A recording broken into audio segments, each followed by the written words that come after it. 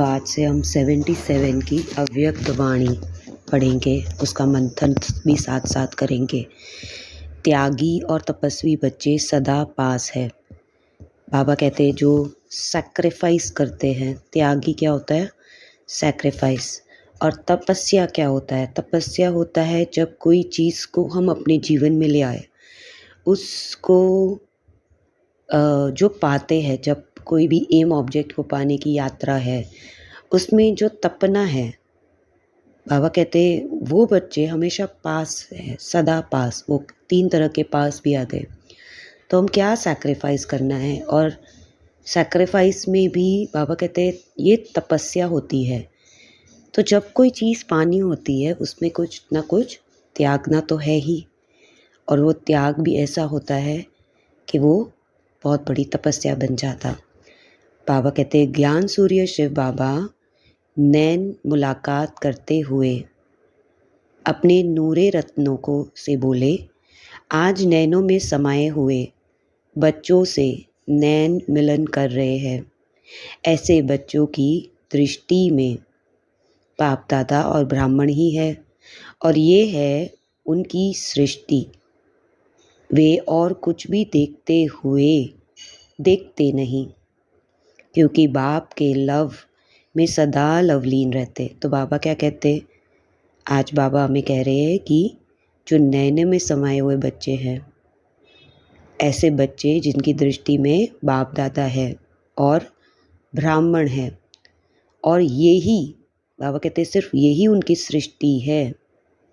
सब कुछ दिखाई भी दे रहा है, लेकिन वो कुछ और नहीं दिखते। क्यों? क्योंकि उनका लव हमेशा सदा बाबा से रहा।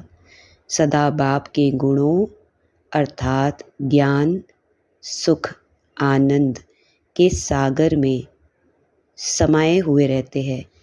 ऐसे बच्चों को बाप दादा भी देख देख हर्षित होते, चाहे शरीर से कितना भी दूर हो। लेकिन ऐसे बच्चों का बाप के पास समीप से समीप स्थान सदा के लिए फिक्स है। वह कौन सा स्थान है जानते हैं? जो अति प्रिय वस्तु होती है वह समीप स्थान पर होती है। वह स्थान है एक नैन और दूसरा दिल। तो बाबा कहते हैं जो बच्चे स्पेशल है वो या तो बाबा के नैनों में है या दिल में। तो दिल में समाने वाले श्रेष्ठ है या नैनों में समाने वाले श्रेष्ठ? दोनों में नंबर 1 कौन? दोनों का महत्व एक है या अलग अलग? जो समझते हैं दोनों का महत्व एक है, अथवा जो दिल में होते सो नैनों में होते, वे हाथ उठाओ। जो समझते हैं दोनों का महत्व अलग अलग है, नैनों में समाने वाले अलग, दिल में समाने वाले अलग, वे हाथ उठाओ। एक होते हुए भी अलग अलग महत्व है, इसलिए दोनों ही ठीक है। जब इतने बाबा कहते हैं दोनों भी ठीक है, लेकिन जब इतने त्यागी और तपस्वी बच्चे अपने अनेक धर्मों और अपनी देह के धर्म के कर्म, बाबा कहते हैं देह की जो धर्म होती है, धारणा होती है, उसके रिलेटेड जो कर्म है, कर्म में हर एक रस्म का त्याग कर बाप दादा की याद की तपस्या में लगे हुए हैं। बाबा कहते हैं जब ऐसे त्यागी तपस्वी बच्चे हैं जो अपने अनेक धर्म, अपनी देह के धर्म के कर्म, अपनी देह के धर्म, देह की जो धारणा है, थॉट्स, उसके थॉट्स में, जो कर्म में, जो हर एक रस्म का त्याग कर बाप दादा की याद की तपस्या में लगे हुए हैं, ऐसे त्यागी और तपस्वी बच्चों को फेल कैसे कर सकते हैं? इसीलिए सदा पास है। विदेशी सभी थोड़े में पढ़ते हैं क्योंकि बिजी रहते। बाप दादा ने एक ही शब्द याद दिलाया है। वो कौन सा शब्द? एक ही शब्द है, पास होना, पास रहना, और जो कुछ बीत जाता वह पास हो गया।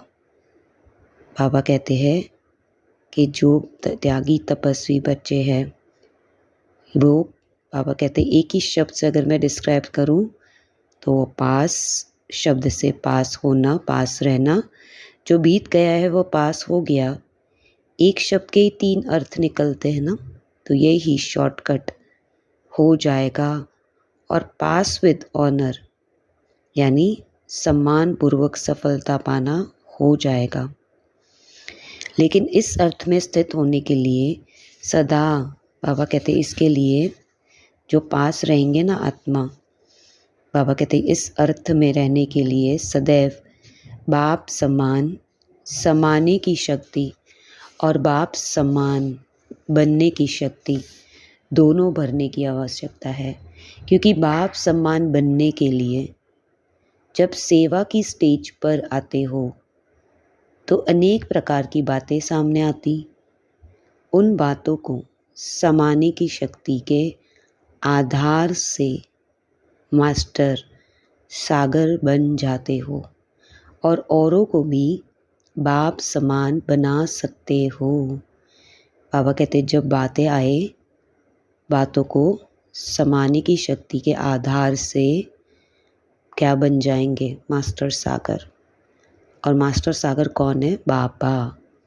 समाना अर्थात संकल्प रूप में भी किसी भी व्यक्त बातों और भाव का आंशिक रूप समाया हुआ ना हो। अकल्याणकारी बोल कल्याण की भावना में ऐसे बदल जाए जैसे अकल्याण का बोल था ही नहीं।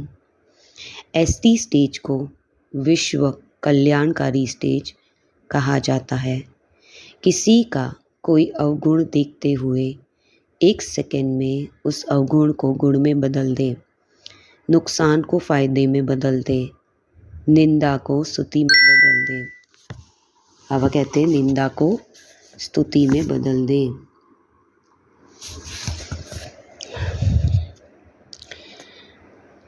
विश्व कल्याणकारी ही नहीं लेकिन स्वयं कल्याणकारी भी बने। बाबा कहते हैं विश्व कल्याणकारी ही नहीं लेकिन स्वयं कल्याणकारी भी बने। क्योंकि हम क्या करते हैं? खाली विश्व का कल्याण करते हैं। ऐसी स्टेज बाप समान, बाबा कहते हैं नुकसान को फायदे में, निंदा को स्तुति में बदल दे। ऐसी दृष्टि और स्मृति में रहने वाली ही विश्व कल्याणकारी है। तो हमें खुद के लिए भी ऐसा करना है, खुद का कल्याण भी ऐसे ही करना है और अन्य का भी। फिर बाबा कहते हैं अच्छा, विदेशी सो स्वदेशी। बाप दादा तो स्वदेशी देख रहे हैं कि न कि विदेशी।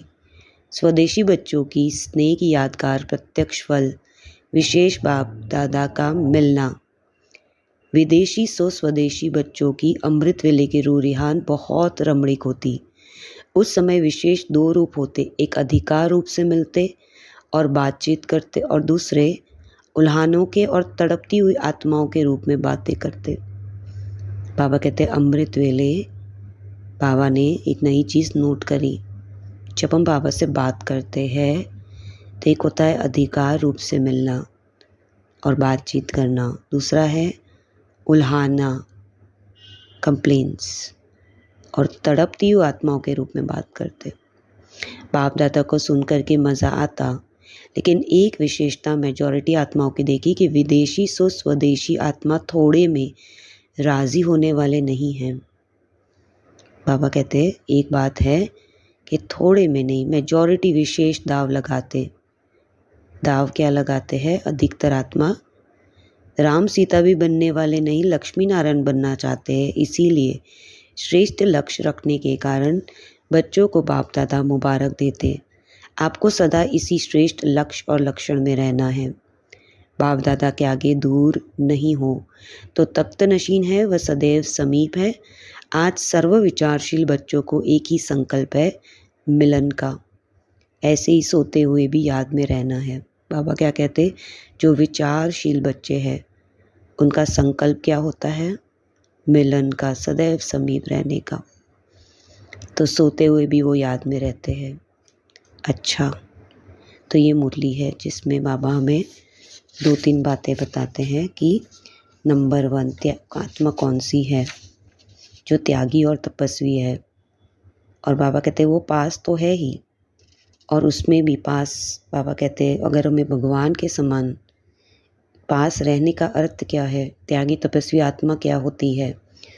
बाबा कहते हैं समाने की शक्ति और बाप सम्मान बनने की शक्ति। समाना क्या होता है, जब हम देह के धर्मों की बात करते हैं, इसमें त्याग क्या करना है और उसकी तपस्या चलती रहे। इस मुरली में बाबा में कहते हैं अवगुण को गुण में, अकल्याण को कल्याण में, नुकसान को फ़ायदे में, निंदा को स्तुति में, खुद के लिए और अन्य आत्माओं के लिए करते जाना। और अमृत वेले भी हमें कोई कंप्लेंट्स नहीं करनी है, अधिकार रूप से बाबा को मिलना है। ओम शांति।